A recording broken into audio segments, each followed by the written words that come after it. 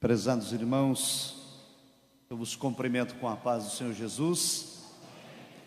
Mais uma vez nós queremos agradecer a Deus pela oportunidade de participar com a igreja desta celebração dos 500 anos da Reforma Protestante. Em nome do Conselho de Educação e Cultura, nós cumprimentamos ao pastor José Carlos de Lima, muito digno presidente desta igreja e convenção da Paraíba, e agradecemos a Deus pela hospitalidade e recepção. O tema que vamos abordar tem como título os personagens precursores da Reforma Protestante, na página de número 19 da nossa apostila.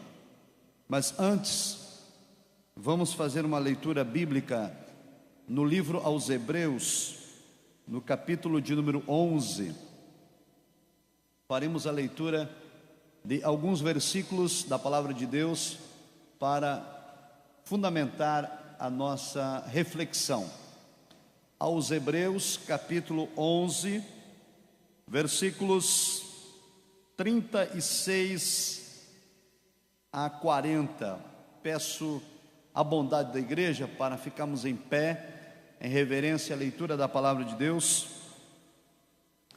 Hebreus 11, verso 36 a seguir, diz assim: E outros experimentaram escárnios e açoites, e até cadeias e prisões, foram apedrejados, cerrados, tentados, mortos ao fio de espada, andaram vestidos de peles de ovelhas e de cabras, desamparados, aflitos e maltratados, homens dos quais o mundo não era digno, errantes pelos desertos e montes, e pelas covas e cavernas da terra, e todos estes, tendo sido testemunho pela fé, não alcançaram a promessa,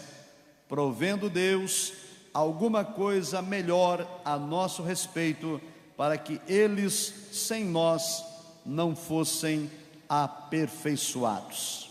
Amém? Obrigado, irmãos, podeis tomar o vosso assento. Vamos então à apostila, na página de número 19.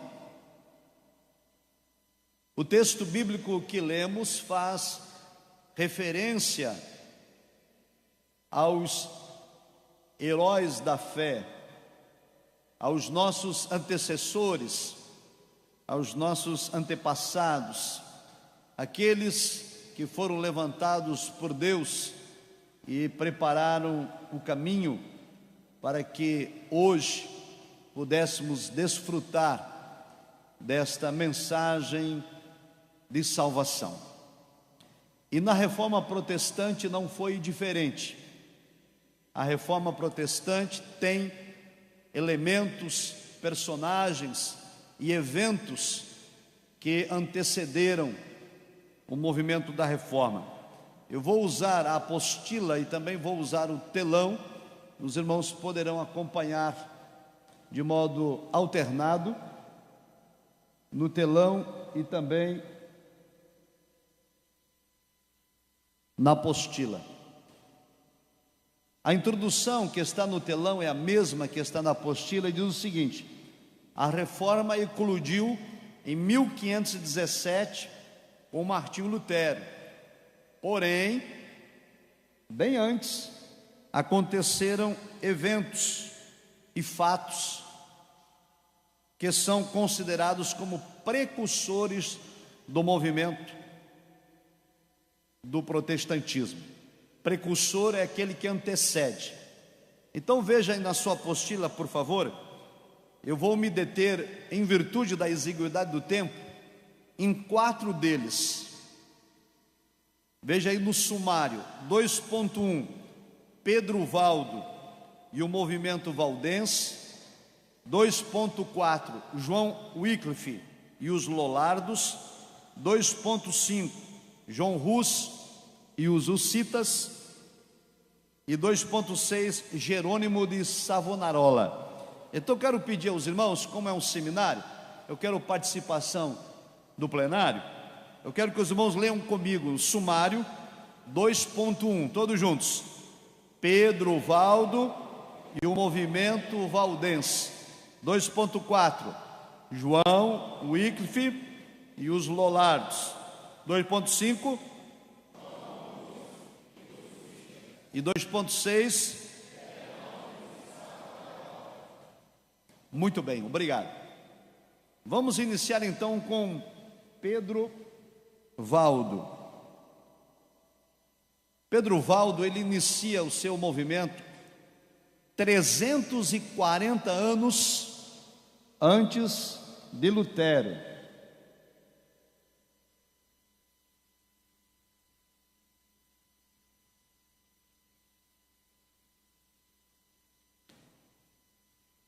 Bem, Pedro Valdo, irmãos, ele nasceu na França, na cidade chamada Lyon, e lendo as Escrituras, o Novo Testamento, ele foi inspirado a distribuir os seus bens. Ele era um homem rico, extremamente rico. Ele distribuiu os bens e se dedicou ao estudo da Bíblia. Isto 340 anos antes de Lutero, em 1176. Ele então pediu permissão ao Papa, que na época era Alexandre III, para ensinar a Bíblia. A resposta do Papa foi negativa. O Papa considerou que Pedro Valdo não era sacerdote e, portanto, não tinha capacidade para ensinar a Bíblia. Pedro Valdo desobedeceu ao Papa e ensinou a Bíblia sem autorização da Igreja Romana. 5 anos depois, em consequência à sua desobediência, o outro Papa que tinha assumido a Igreja de Roma, que se chamava Papa Luciano III, excomungou Pedro Valdo e excomungou todas as pessoas que tinham aprendido Bíblia com ele. Por isso o movimento é chamado de valdense, em relação ao nome dele, Pedro Valdo. Mas Pedro Valdo deixou um legado. Ele ensinava que a Bíblia deveria estar ao alcance de todos, e não só dos sacerdotes. Naquela época, a Bíblia estava traduzida para o latim, tendo sido escrita em hebraico o Antigo Testamento e grego o Novo Testamento. E o povo não tinha acesso, portanto, à leitura bíblica. Não tinha conhecimento nem do hebraico, nem do grego, nem do latim. O que fez então Pedro Valdo? Traduziu a Septuaginta para a língua chamada provençal, que era a língua falada pelos franceses 340 anos antes de Lutero. Esse vai ser o grande legado de Pedro Valdo. Então o legado dele é o seguinte: a Bíblia tem que estar ao alcance de todos. Como a Bíblia tinha em hebraico, em grego e latim, ele a traduziu para a língua do povo.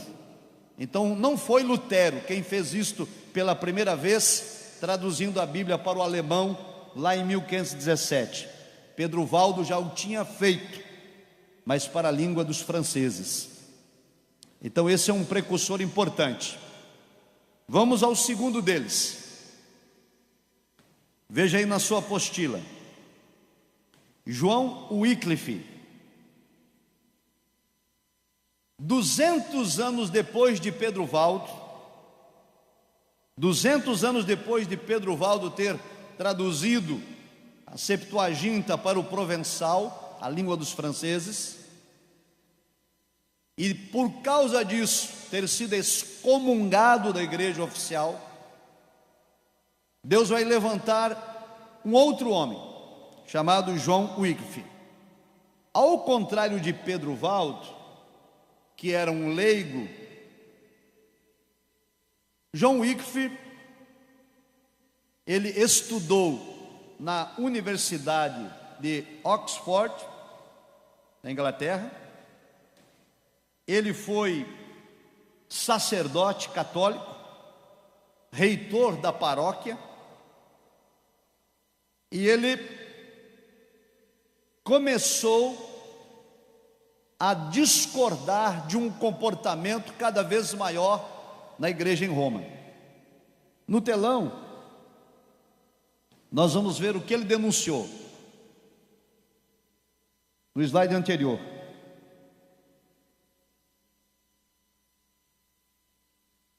Denunciou que as autoridades eclesiásticas, inclusive os papas, estabeleciam impostos para o seu próprio bem. O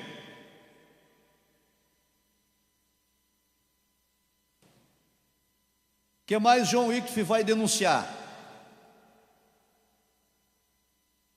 Ele vai dizer o seguinte: a autoridade das Escrituras precisam estar acima da autoridade do Papa. Era uma ideia de John Wycliffe. Os irmãos podem perceber que Lutero vai beber nestas fontes. Lutero vai seguir a ideia de Valdo, de que a Bíblia tem que estar ao alcance de todos e na língua do povo. Lutero vai seguir as ideias de John Wycliffe, de que a autoridade das Escrituras precisa estar acima da autoridade do Papa.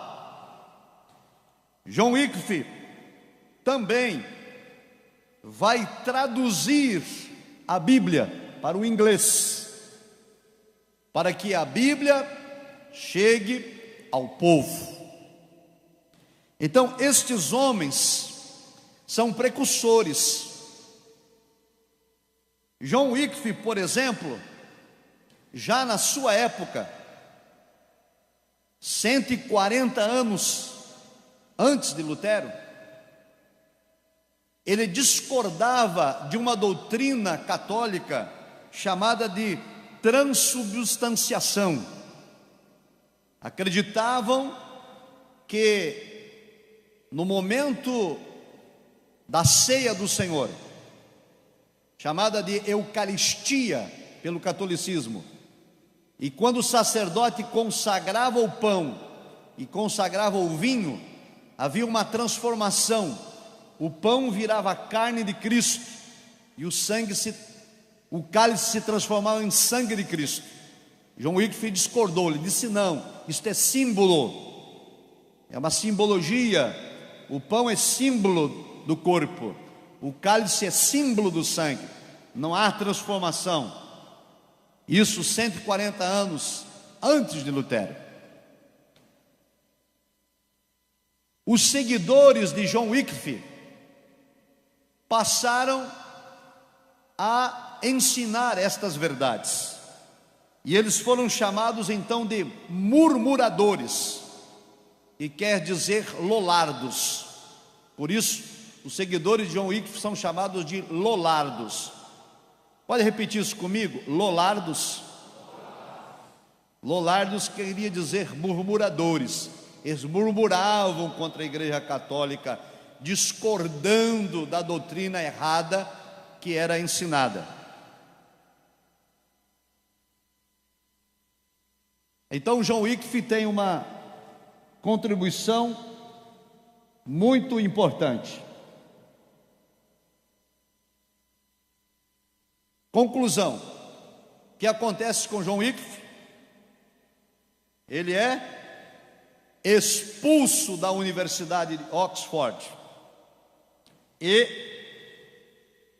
todos os seguidores de John Wycliffe na Inglaterra foram condenados à pena de morte. Então quero fazer agora aqui uma pausa. Essa é a parte histórica.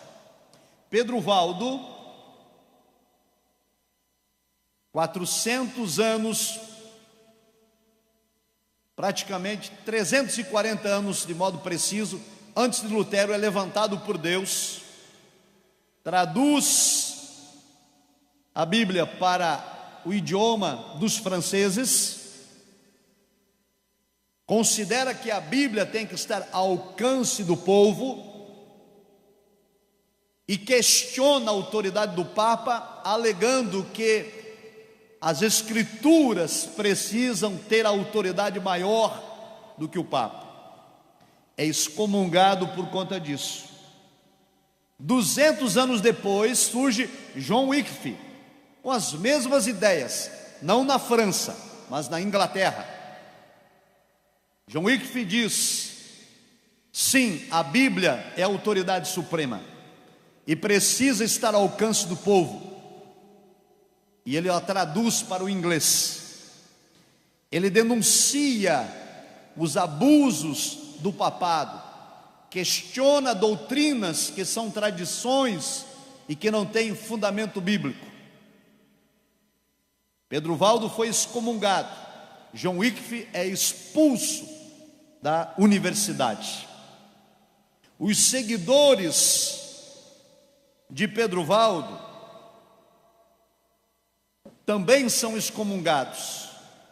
Os seguidores de John Wycliffe são condenados à morte. Estes precursores enfrentaram um verdadeiro império, que era a Igreja Católica,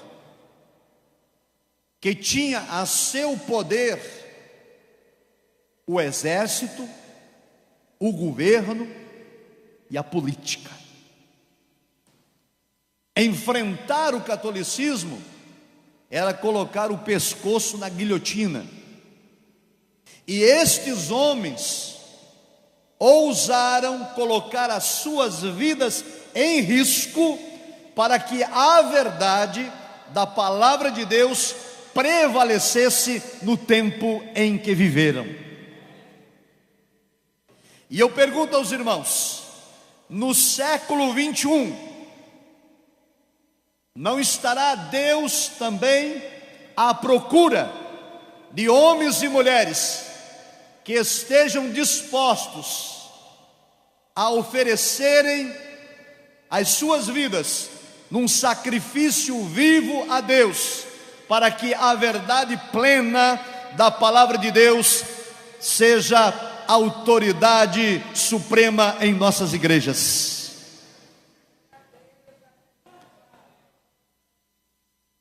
Wycliffe perdeu o cargo de reitor da universidade, porque defendeu a verdade da palavra de Deus.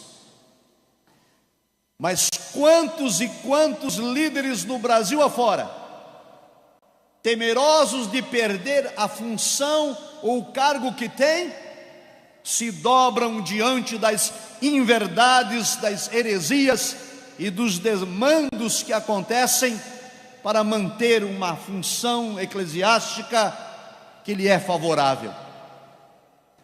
Deus está à procura de homens e mulheres que estejam dispostos a sacrificar aquilo que for necessário para que a primazia da palavra de Deus volte a ocupar os púlpitos de nossas igrejas.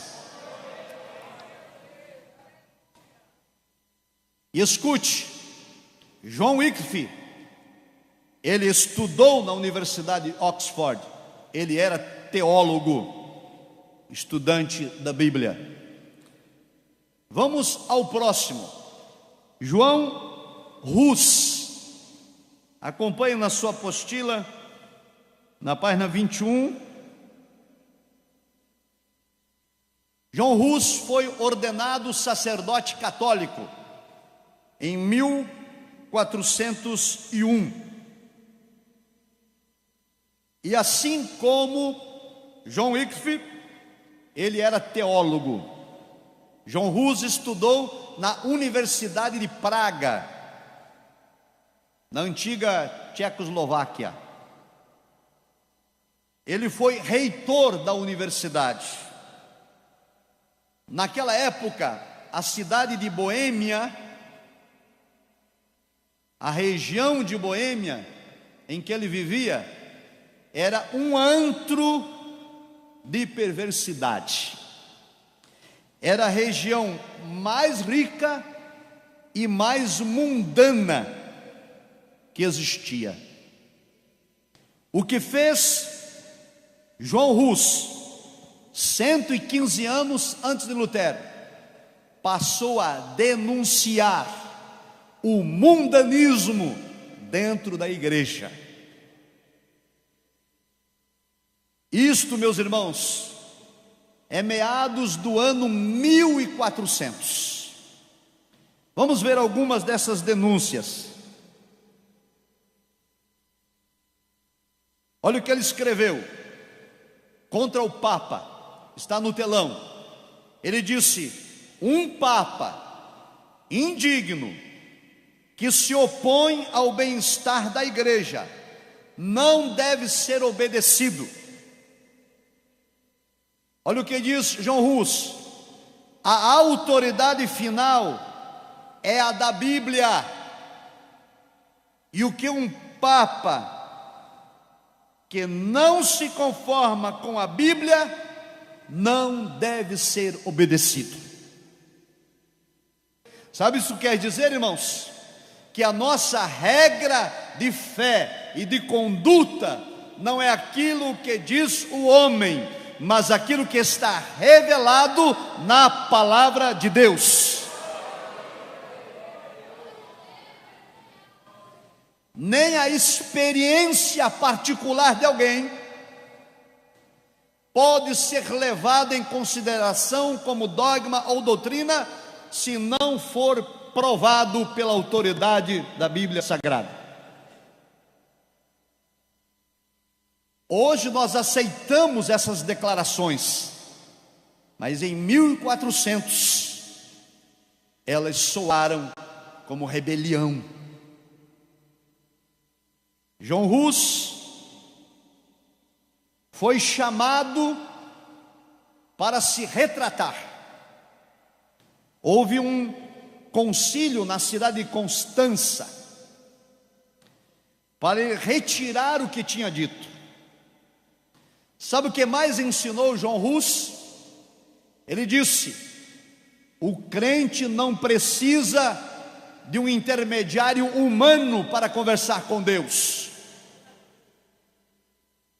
John Hus ensinou que o crente pode se achegar a Deus pelo sangue de Cristo derramado na cruz, pelo novo e vivo caminho que foi aberto pelo sangue. A isto depois a reforma vai chamar de sacerdócio universal. Cada crente individualmente pode conversar em particular com Deus, porque o único mediador entre Deus e os homens chama-se Jesus Cristo. Então João Hus era contrário ao confessionário, à intermediação do sacerdote entre o fiel e Deus. Ele disse: o fiel pode se achegar diretamente a Deus. Mas ele foi então levado ao concílio de Constança. O imperador da época, chamado Sismundo, ofereceu a ele um salvo-conduto. Um salvo-conduto era uma garantia de que ele não seria preso, era uma garantia de que ele não seria morto. Era um decreto imperial. E João Hus, de posse desse salvo-conduto, foi ao concílio em Constança. Acontece que lá no concílio mandaram ele se retratar. Isso vai acontecer depois também com Lutero. E João Hus diz: não me retratarei igual às palavras de Lutero, a não ser que alguém me convença pelas escrituras do contrário. Conclusão: o salvo-conduto imperial foi revogado e João Hus foi queimado vivo numa estaca. E quando ele está sendo sacrificado nessa estaca, ele vai ser usado por Deus numa palavra profética. Veja ela.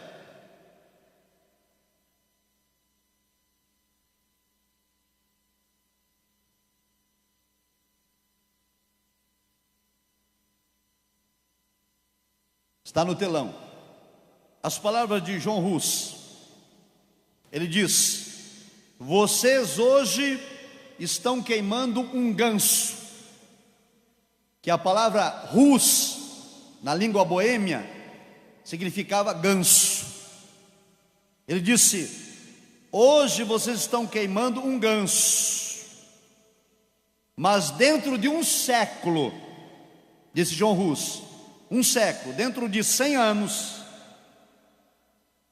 vocês vão encontrar um cisne, e este cisne vocês não vão poder queimar.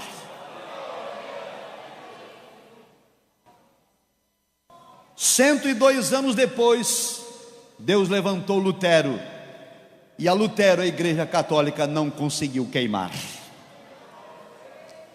E Lutero é identificado então como o cisne levantado por Deus. Mas antes de Lutero, Deus levantou os precursores. Antes da igreja em João Pessoa, na Paraíba, que se aproxima de completar 100 anos de história, antes do evangelho chegar aqui, Deus levantou Gunnar Vingre e Daniel Berg. Antes de eu ser presidente do Conselho de Educação e Cultura, Deus levantou no passado homens para criar esse conselho. Nós não podemos apagar a história, não podemos negar a história, não podemos esquecer a história. Um povo que não cuida da história é um povo que não tem cultura. Nós estamos aqui hoje porque no passado Deus levantou homens e mulheres que sacrificaram as suas vidas para que o evangelho de Jesus Cristo fosse propagado. Amém? João Hus é queimado na estaca. Passaram-se 60 anos de sua morte. Deus vai levantar outro. Escute, Deus sempre tem um remanescente fiel, em todos os tempos e em todas as épocas. Pedro Valdo foi o remanescente do seu tempo, John Wycliffe o remanescente de sua época, João Hus o remanescente também do seu período. E hoje, no século 21, onde estão os remanescentes fiéis? Tem alguns aqui, quem tem pode dar glória a Deus. Eu quero recapitular. João Wycliffe era teólogo. João Hus, teólogo. Wycliffe estudou na Universidade de Oxford, João Hus na Universidade de Praga, um na Inglaterra, outro na Tchecoslováquia. Agora vem Jerônimo de Savonarola. Escute, Jerônimo de Savonarola é italiano. Percebe como Deus está trabalhando na história do homem? Pedro Valdo na França. Repita, Pedro Valdo na França. John Wycliffe na Inglaterra. John Hus na Tchecoslováquia. Savonarola na Itália. Ele também é teólogo. Ele estudou 7 anos no seminário, 40 anos antes de Lutero. Savonarola começa a perceber a deteriorização da igreja, a corrupção na igreja. A igreja tinha permitido o mundanismo cada vez maior. E então Savonarola começa a pregar que a igreja precisava de uma reforma moral.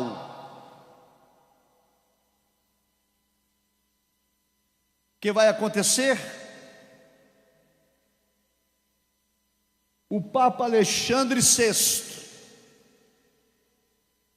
a quem Savonarola dirige suas críticas,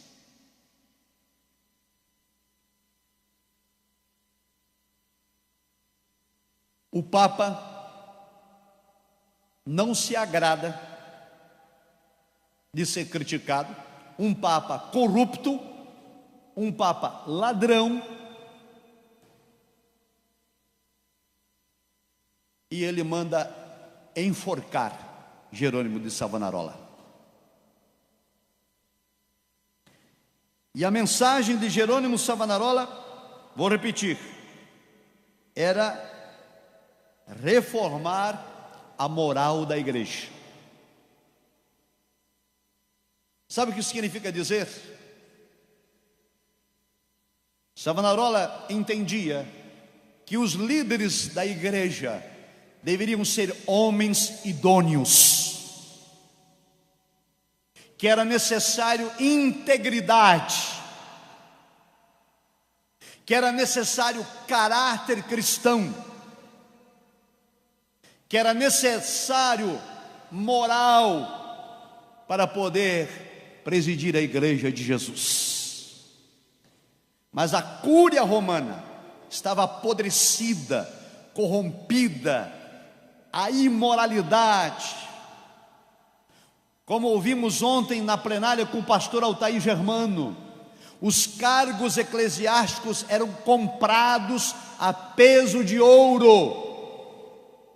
Muitos bispos da Igreja Católica sequer conheciam um versículo da Bíblia. Compravam os cargos eclesiásticos. Havia uma politicagem enorme na igreja. Os líderes, muitos deles eram bêbados, adúlteros, imorais, celebravam as cerimônias litúrgicas e ouviam as confissões dos fiéis. E Savonarola disse: tem que reformar a moral da igreja. Os homens que ocupam a liderança devem ser santos.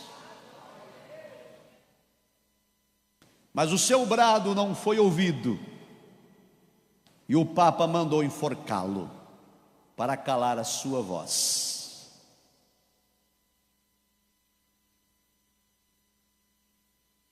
Em 1517,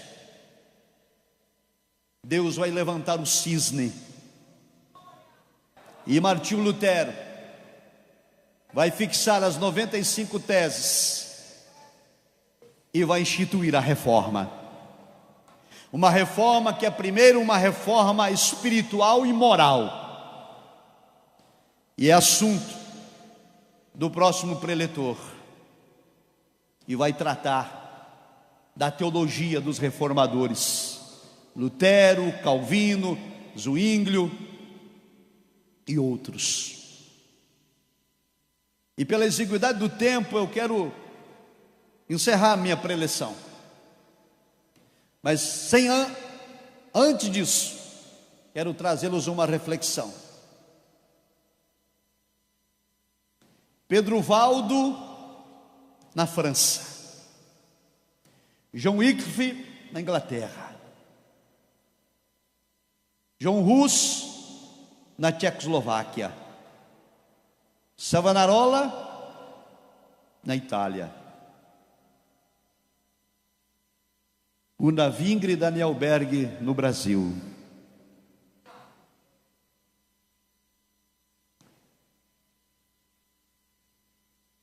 E aqui na Paraíba, e aqui em João Pessoa, e lá no bairro onde você mora, e lá na congregação onde você serve a Deus, e lá no departamento que você lidera, quem Deus vai levantar? Há um preço caro a ser pago. Pedro Valdo foi excomungado. João Wycliffe foi deposto da função eclesiástica de reitor universitário.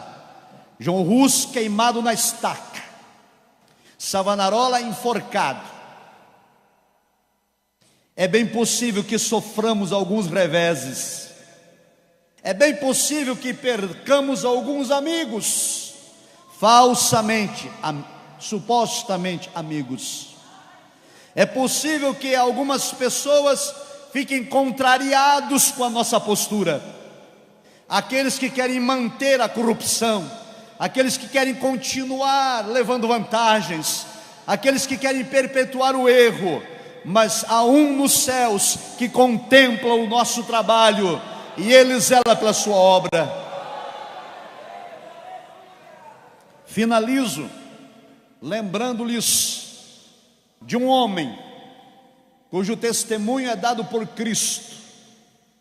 Cristo disse: dentre os nascidos de mulher, não há profeta maior do que, repita, João Batista. Quando Cristo soube da morte de João Batista, que fora decapitado na prisão, Cristo disse: dentre os nascidos de mulher, não há profeta maior do que João Batista. E acrescentou: mas o menor no reino dos céus é maior do que ele. E por que foi decapitado João Batista? Porque ele teve a ousadia de se apresentar diante do rei Herodes, que estava tendo um caso de adultério com a sua cunhada, a Herodias. E o profeta João Batista, com o dedo em riste, apontou para o rosto do rei e disse: não te é lícito possuir a mulher de teu irmão. Isto é imoral, é indecente, e Deus não se agrada. Foi colocado na prisão, e lá lhe decapitaram o pescoço. Perdeu a função e o cargo, mas teve um testemunho de Cristo, o maior dos profetas. Os profetas de plantão hoje só enxergam coisas boas. Eu vejo uma chave, aleluia, o povo, é o apartamento, é a casa, é o carro. Eu vejo um papel sendo assinado, eu vejo uma escada, só vê bênção. Mas os profetas da antiga aliança, como Isaías, se apresentou à casa do rei e disse: põe em ordem a tua casa. Deus precisa de profetas nessa última hora, que denunciem o pecado, que não se preocupem com suas funções ou cargos, mas que tenham o compromisso de anunciar a genuína e verdadeira palavra de Deus. Deus vos abençoe, queridos.